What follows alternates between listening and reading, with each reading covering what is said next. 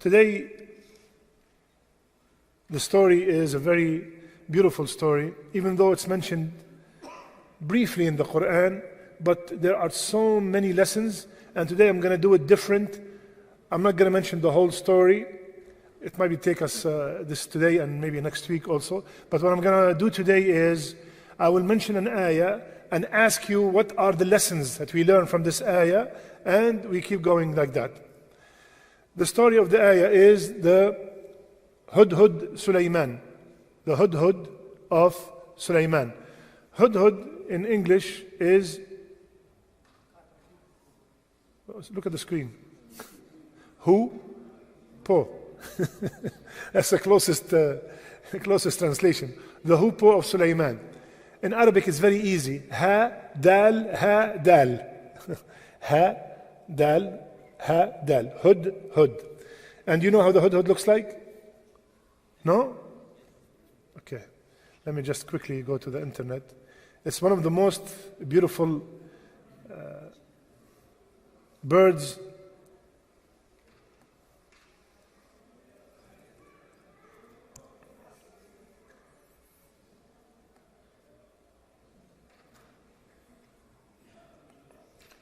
Look, subhanAllah, look how beautiful. This is the hudhud. It's, you don't see it much, but it's funny, subhanAllah, it's a great, one of the great creation of Allah subhanahu wa ta'ala. So this is the hudhud. The story is called the Hudhud of Sulaiman. We all know, ya akhwan, that Sulaiman alayhi salam was blessed by Allah subhanahu wa ta'ala by many unique powers granted by Allah. He used to control the wind. He used to speak to the jinn. Special powers from Allah subhanahu wa ta'ala. The story started by, which surah is this, by the way? An-Naml, in Surah An-Naml.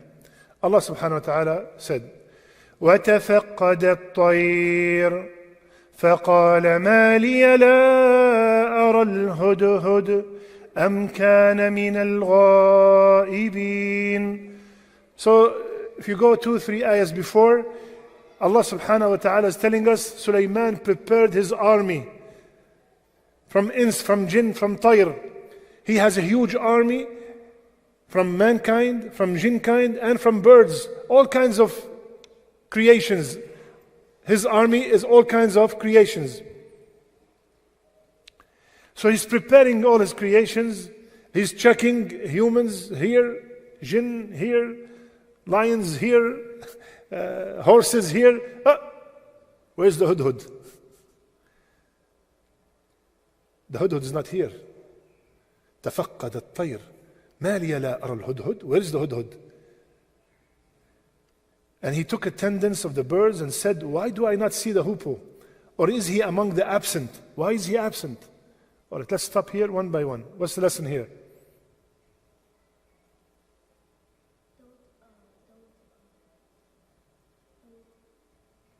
Don't.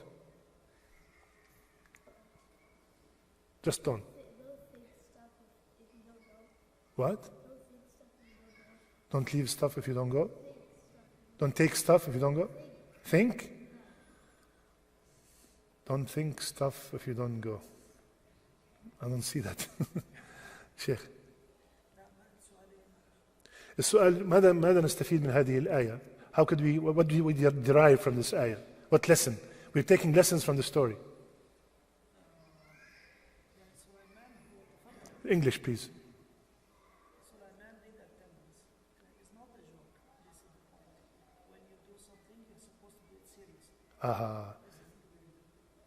Excellent. Let me just, what do you want to say, brother? Excellent. Both together, excellent. This is a managerial lesson for management. You are in charge. Look at this, subhanallah. You are in charge. You're a leader. You're in a place of authority. Make sure you have control. Where is the hoopoe? If he's not here, why I was not told? Why I was not told? I'm the boss, I'm the king. Sulaiman was a king, right? I'm the king. How did this happen without my knowledge? Nobody told me. So this is the first lesson, is if you have been given a job, especially a leader job, make sure you run things properly. Perfect things. In Islam, when you take a job, perfect it. Perfect it. That's the first lesson. Second, لأعذبنه عذابا شديدا أو لأذبحنه أو ليأتيني بسلطان مبين. طيب, he is absent? Okay, I'm going to punish him severely. And some of the ulama said that that punishment severely is to put him in the heat of the sun and take his feathers one by one. The other option is, I'm going to slaughter him. لأذبحنه. Or I might forgive all these things if he has a valid excuse. Allahu Akbar. Management again. What's the lesson here? What's the lesson? It's very close to the first one, but more emphasis. Accountability. Again, you are in charge of a company, of a group, of this. Somebody did not show up to work. If you were not saying anything, it's okay, Habibi, no problem. You have a headache? Let's go home. No problem. You don't have to come. No, it has to be a serious, valid excuse. Otherwise, there's a severe punishment. But at the same time, look at the justice and power. I'm not just punishing you just for the sake I like to punish. No, this is an organization that has to run properly. You left without a permission. You left without telling me.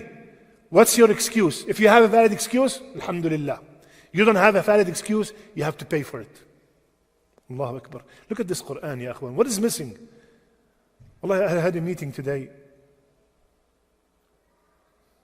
Allah, it bleeds your heart. May Allah subhanahu wa ta'ala guide the brother, ya Rabb. Ya Allah, may Allah bring him back to the deen. The brother, we put our kids in colleges and we are very happy, and we should.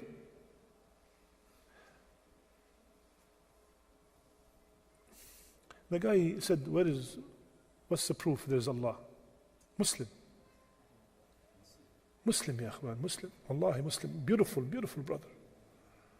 Beautiful brother. His father left everything overseas and he came. Very sad. I'm going to lose my son, He left everything and he came. And he brought him to me today. We had a meeting. Why do I have to pray? I'm a very good person. Does he need my prayer?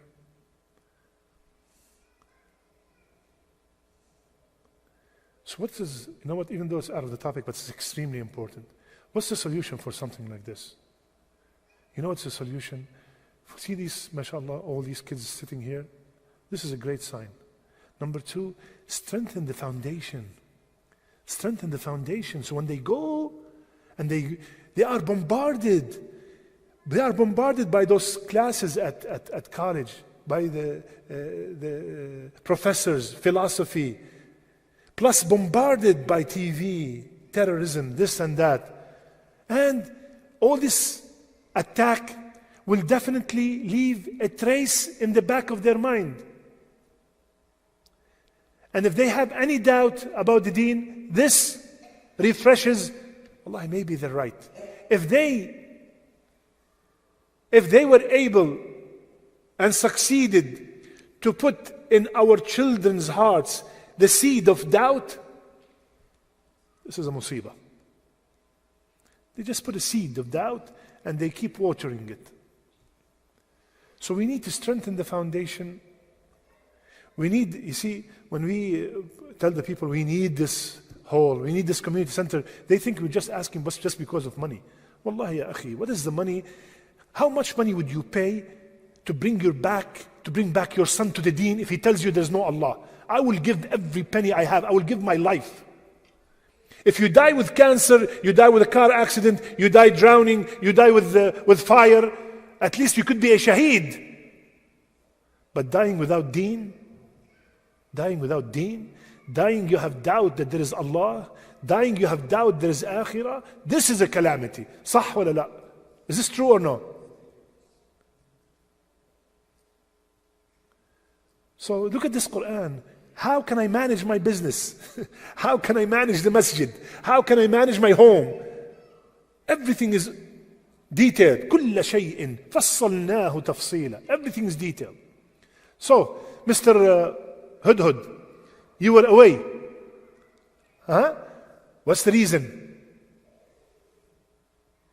By the way, honestly, we are a big family.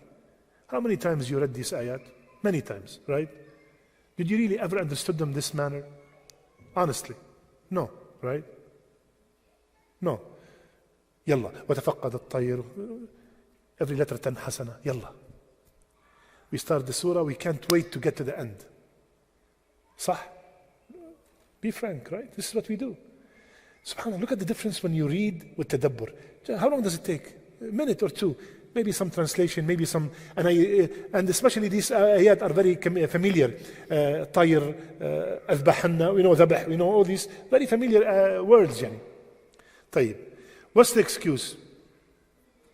فمكث غير بعيد فقال أحطت بما لم تحط به وجئتك من سبأ بنبأ يقين.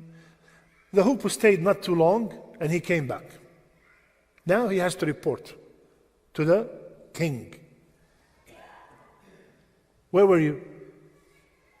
I have encompassed, I have known something that you have not known.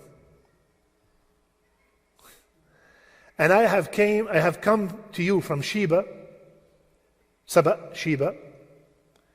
with certain news. What is the lessons here? What are the lessons here?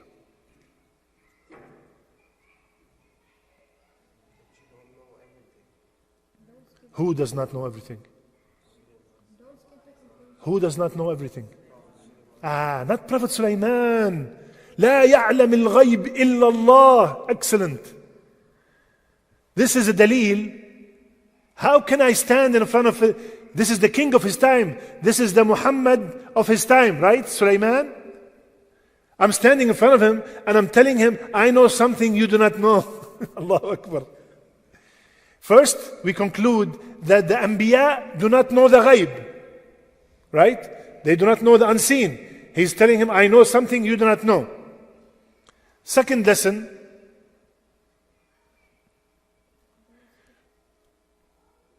do not spread the news before you are certain. جئتك من سبأ بنبأ يقين.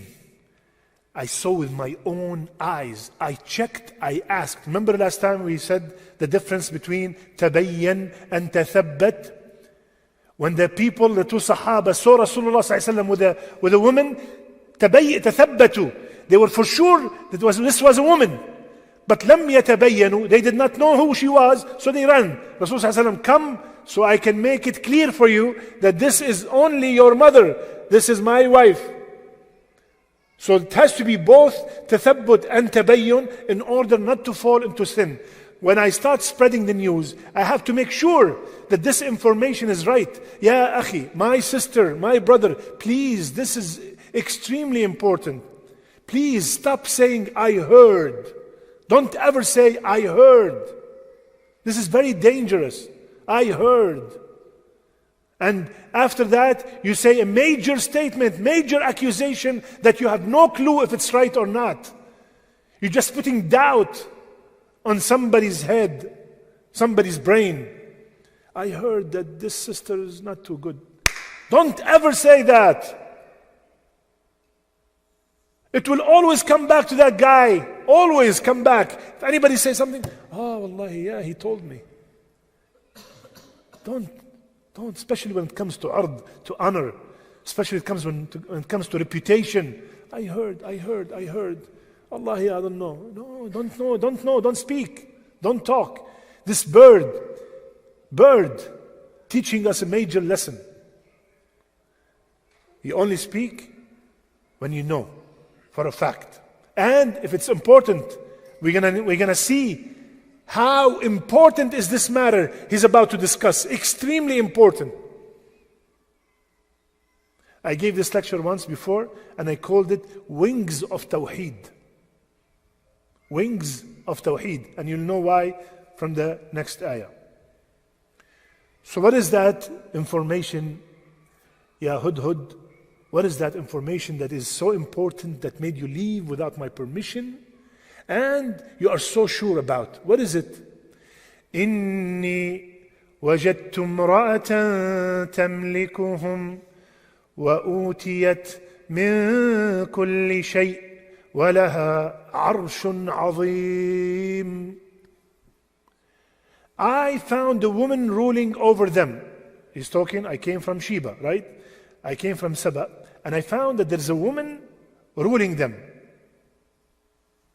And she has been given all things that could be possessed by any ruler of the earth. And she has a great throne. Any lessons here? That people are better than other people. Some people Okay. What else? Don't think they are the best. You're the best? Okay. No, we're coming to that. Now from this ayah we cannot conclude that. إني وجدت امرأة تملكهم. He could have said إني وجدت ملكة امرأة تملكهم. What did Rasulullah say about should you open this topic and Hillary is running for office? What did he say about the place that's ruled by a woman? لا خير لا خير في قوم. There's no خير. We will explain that later, inshallah. وَأُوتِيَتْ مِنْ كُلِّ شَيْءٍ. They said that this وَأُوتِيَتْ مِنْ كُلِّ شَيْءٍ, everything, economy, all the systems in this country, you want to call it city, perfect. Everything is perfect. She had everything. And there's another beautiful thing here. وَلَهَا عَرْشٌ عَظِيمٌ. Subhanallah. Who's saying this? The Hudhud, right? The one who's saying this is the one who saw the Arsh of Sulaiman. Did you get it? If somebody saw the Arsh of Sulaiman, nothing will impress him, right? So if he goes to the queen of Sheba and he sees her Arsh and he said she has Arsh Azim, that means it's Azim, right? It's great. This man is not like somebody who have not seen anything and he went to Sheba and, whoa, what is this? No, he saw the Arsh of Sulaiman, the king.